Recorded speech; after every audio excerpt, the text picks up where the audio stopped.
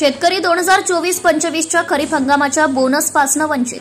खरीप हंगामातील धान उत्पादक शेतकऱ्यांना प्रोत्साहनपर राशी हेक्टर 20,000 रुपये बोनस जाहीर केले। मग ते शेतकरी धान शासकीय आधारभूत केंद्रावर धान देवत अथवा नको देवत, परंतु ज्या शेतकऱ्यांनी शासकीय आधारभूत केंद्रावर 7/12 नोंदणी करून धान दिले अशाच शेतकऱ्यांना केंद्र शासनाने बोनस दिले आहे। ज्या शेतकऱ्यांनी नोंदणी केली आणि धान दिले नाही अशा शेतकऱ्यांना बोनस दिले नाही। ही शासनाने शेतकऱ्यांची सुद्धा फसवणूक केली आहे। शासनाला मला एवढं सांगायचं आहे की शेतकऱ्यांनी आपल्या स्वतःच्या उदरनिर्वाह अडचणीसाठी खासगी व्यापाऱ्यांना धान विक्री केली आहे, परंतु शासनाने जाहीर केलेल्या बोनस आणि काढलेल्या जीआर नियमावर राहून बोनस न मिळालेल्या वंचित असलेल्या शेतकऱ्यांच्या खात्यावर तातडीने बोनस जमा करण्यात यावी अशी मागणी शेतकऱ्यांनी केली आहे।